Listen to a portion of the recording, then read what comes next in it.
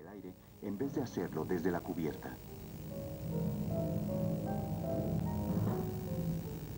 Hasta 60 pasajeros podían ser acomodados y atendidos en un ambiente de lujo, mientras el colosal hidroavión atravesaba el Atlántico.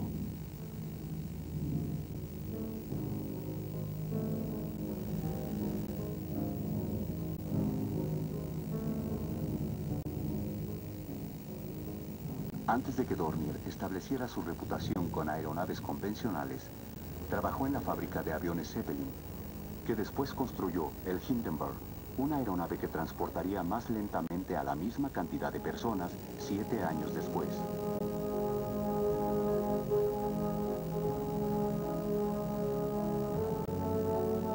Diez años después de la Primera Guerra Mundial, la aeronave de un antiguo enemigo sería bien recibida por los estadounidenses. Pero a muchos antiguos aliados europeos les preocupaba el potencial del DOX. Aunque se trataba de una aerolínea sin fines agresivos, llegó a simbolizar el resurgimiento alemán de las cenizas de la Primera Guerra Mundial y el renacimiento de su muy envidiada ingeniería.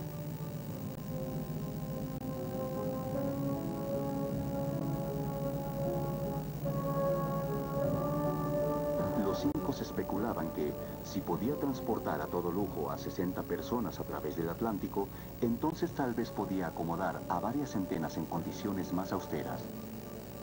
Las implicaciones militares eran obvias.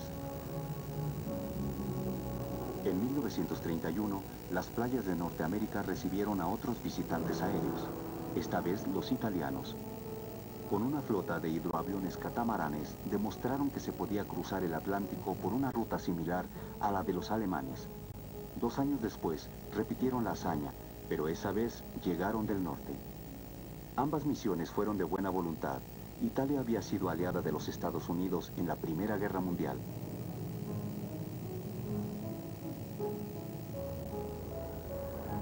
El gigantesco DOX tenía un precursor de 2 motores conocido como Dornier Bal. Aunque era más pequeño, se parecía mucho a su hermano mayor. Pero el Bal solo podía llevar 10 pasajeros. Una de sus funciones era como avión de correo. Llevaba cartas y paquetería de un continente a otro, rápida y regularmente.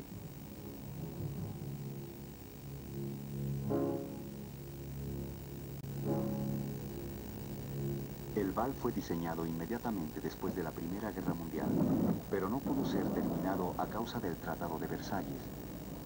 De hecho, una compañía italiana, trabajando en conjunto con Dornier, terminó el primer Bal en 1923. Después fue construido en Alemania, así como en Japón, Holanda y España.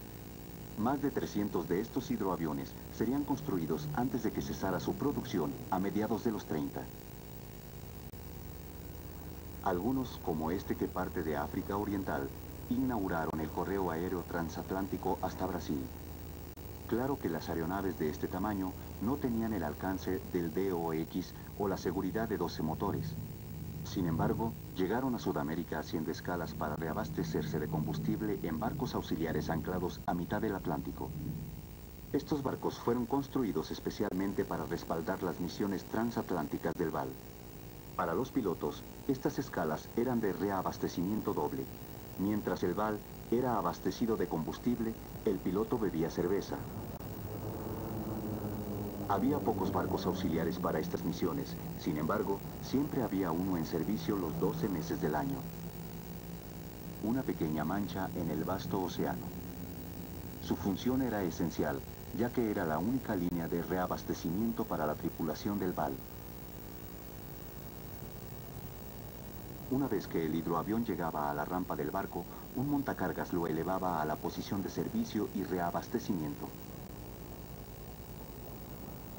La relación náutica con los hidroaviones era tan fuerte que los diferentes tamaños de Bals eran designados por su tonelaje. Este es un modelo de 10 toneladas y el mayor de todos. El Bal, como cualquier otro hidroavión, consumía demasiado combustible en la potencia de arranque necesaria para elevarse del agua. A fin de solucionar este problema, los barcos auxiliares estaban equipados con una catapulta neumática. Una vez que el hidroavión estaba listo para partir, la catapulta Heinkel lanzaba al aire el aparato de 10 toneladas en 2 segundos exactos.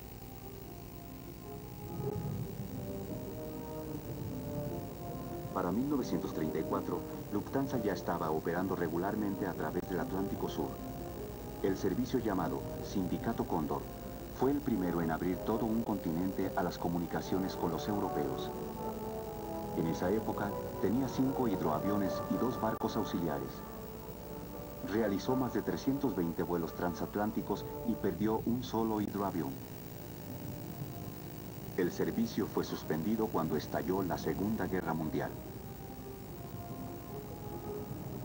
Además de proporcionar un efectivo servicio postal transoceánico, la práctica demostró que los hidroaviones podían establecer un enlace con barcos auxiliares a mitad del Atlántico, duplicando eficazmente el radio de acción de la aeronave.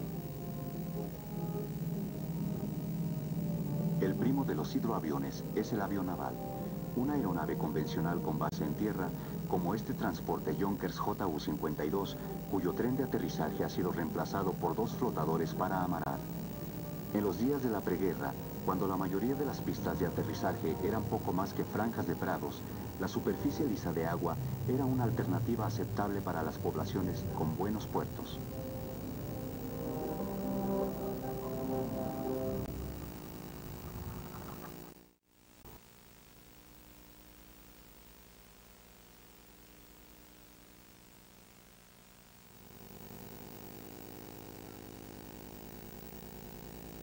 Hoy es solo un avión, una pieza histórica perfectamente restaurada que ha perdurado mucho tiempo después de que el régimen que la creó ha perecido. En una época, un arma letal de guerra, sus marcas brillantes como avispas sirvieron de advertencia a todos los que compartieron los cielos. Esta era una máquina de la que había que cuidarse. De los muchos aviones que combatieron en la Segunda Guerra Mundial, este fue el más legendario, el Messerschmitt Bf-109. Sin lugar a dudas, fue el avión más famoso que la Luftwaffe puso en el aire.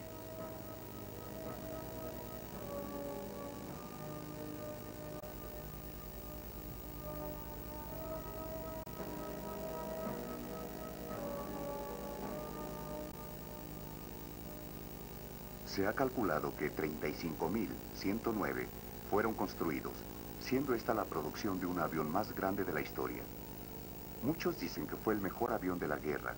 Todos admiten que fue la piedra angular del poderío aéreo nazi.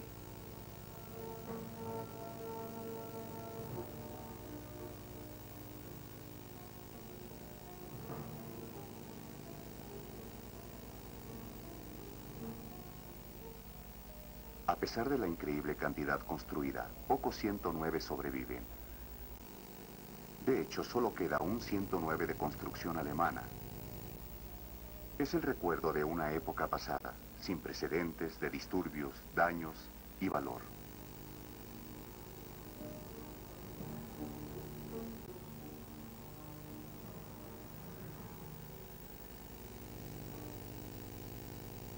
Contrario a sus logotipos, este Messerschmitt fue construido por los españoles que siguieron produciendo el modelo ME-109 10 años después de la derrota alemana. A pesar de las limitaciones por su edad, el 109 sirvió bien a los españoles en la década de los 60. 50 años antes parecían invencibles.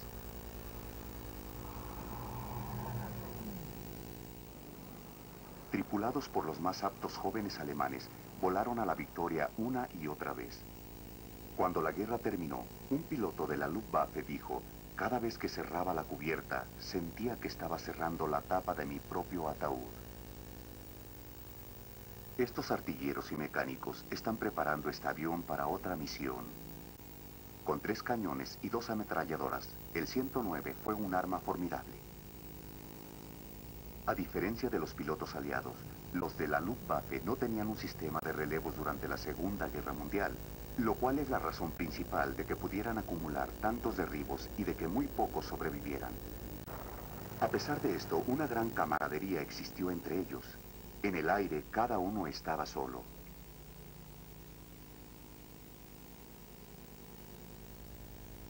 Los pilotos de combate surgieron como una casta aparte durante la Primera Guerra Mundial.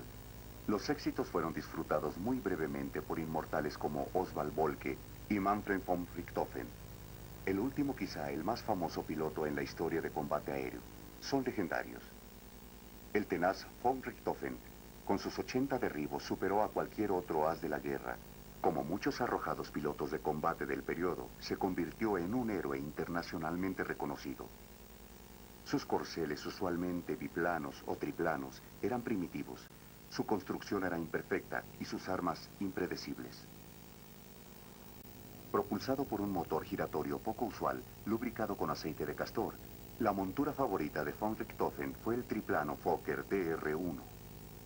El famoso circo aéreo de von Richthofen contaba con algunos de los más hábiles pilotos de combate de la guerra. Fue una máquina aérea de muerte sin precedentes. Su gloria era transitoria. En promedio, la esperanza de vida para un piloto de combate era de solo 6 semanas. Se tenía muy poco cuidado con la seguridad y el bienestar de los pilotos. Los paracaídas eran vistos como indignos y malos para la moral. Probar las máquinas era prudente. En general, los pilotos confiaban en la fe y la suerte para regresar con vida. Oswald Bölke, que enseñó el arte de combate aéreo a von Richthofen, murió antes de cumplir los 26 años. Von Richthofen, segundo de la derecha, fue seleccionado por Bölke como uno de los primeros miembros del Circo Volador. El 17 de septiembre de 1916, el Barón Rojo, como pronto sería conocido, obtuvo su primera victoria cuando derribó a un piloto británico. Condecorado varias veces, Richthofen murió sobre las trincheras británicas y fue sepultado por las tropas enemigas con todos los honores militares. Entre los estudiantes de Bölke había otro joven as que llegaría a ser el comandante de la Luftwaffe de Hitler. El nombre del piloto era Hermann Göring. Además de heredar el comando de von Richthofen del circo volador, intentó modificar la filosofía de combate dejada por Bölke, lo cual no tuvo un buen impacto en los pilotos veteranos de la unidad. Como von Richthofen, fue apodado Blue Max. Respaldado por 22 derribos, Göring sobrevivió a la guerra y en la década de los 20 entró a la política alemana. En una década, ascendió a una posición de increíble poder como miembro del recientemente formado régimen nacional socialista dirigido por Adolfo Hitler.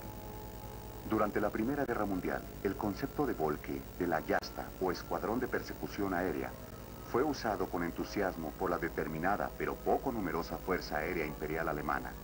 Esta Jasta de Fokker D-7 vista en 1918 representó la tecnología más avanzada de la época. Al final de la Primera Guerra Mundial, lo que quedaba de la sociedad alemana enfrentaba un torvo e incierto futuro.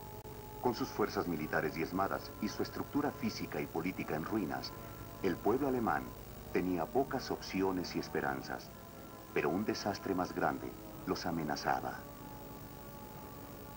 Bajo el Tratado de Versalles, la una vez poderosa Wehrmacht alemana fue limitada a 100.000 hombres. Pero los comandantes prusianos interpretaron esto como 100.000 oficiales. En su momento, un gran ejército clandestino surgió, y más tarde, el armamento necesario para equiparlo. Sin embargo, la debilitada democracia alemana, la República de Weimar, no pudo resucitar la anémica economía nacional. Pronto el desesperado pueblo cayó en manos de oportunistas.